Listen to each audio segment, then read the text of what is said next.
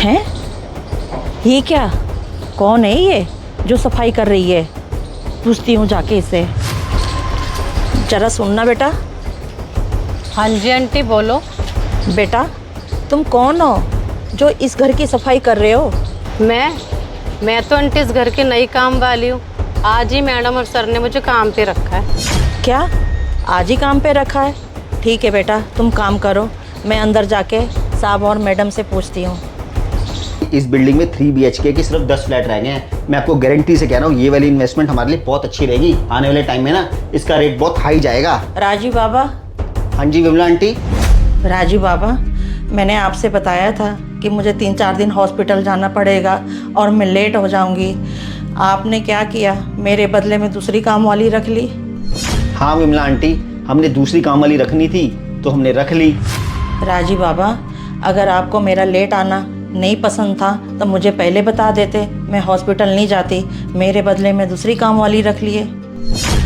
Vimla aunty, बात आपके late आने की नहीं है। बात यहाँ पर ये है कि अब आपकी ना उम्र हो गई है। अब आपको काम करना नहीं चाहिए। अब आपको इस उम्र में आराम करना चाहिए, क्योंकि अब आपसे घर के काम ठीक से हो तो पाते नहीं है। इसलिए हमने ना आंटी जी दूसरी काम वाली रख ली है। छोटी मालकिन, ऐसे मत बोलो।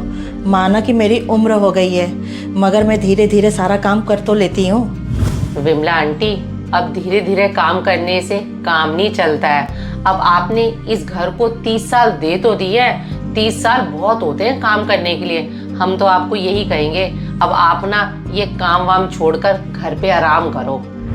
छोटी मालकिन, मैं काम छोड़ के घर पे नहीं बैठ सकती।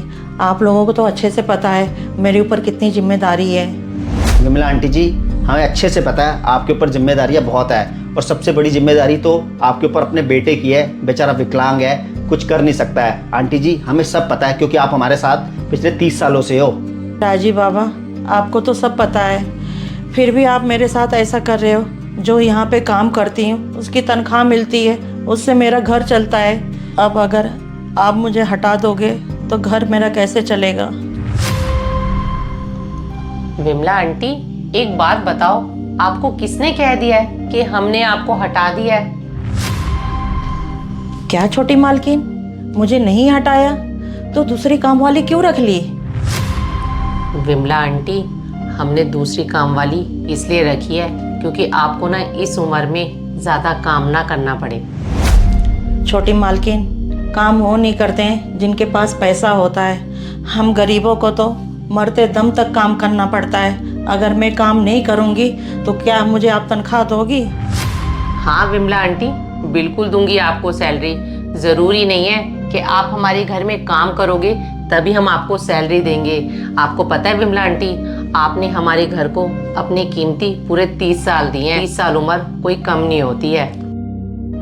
विमला आंटी, डॉली बिल्कुल ठीक कह रही है। आपने इस घर में पूरे 30 साल काम किया है, और 30 साल आपने मेहनत और ईमानदारी से काम किया है। इसलिए हमारा भी कुछ आपके प्रति फ़र्ज बनता है। विमला आंटी, हमें पता है आपके ऊपर बहुत जिम्मेदारियाँ हैं, इसलिए आपके लिए काम करना बहुत ज़रूरी है। लेकिन आप चिंता मत करो, इस बुढ़ापे में आपको आराम की ज़रूरत है। आप अपने घर रहो और हर महीने सैलरी आपके घर पहुंच जाया करेगी। विमला आंटी, क्या राजू बाबा, बगैर काम किए सैलरी मेरे घर पे पहुंच जाएगी? विमला आंटी, इतना हैरान होने वाली बात कोई नहीं है। आपकी घर बैठे आपकी सैलरी आपके अकाउंट पे पहुंच जाएगी।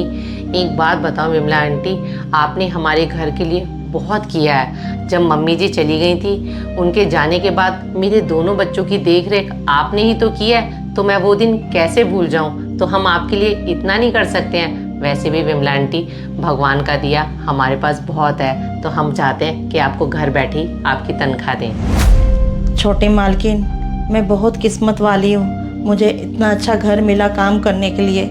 लेकिन छोटी मालकिन, मैं गरीब बेशक हूँ लेकिन खुददार हूँ। बगैर काम किए मैं पैसा नहीं ले सकती। डॉली, मैं आपको कहता था ना, विमला आंटी बहुत खुददार है, बहुत ईमानदार है। विमला आंटी बगैर काम के पैसे नहीं लेंगी।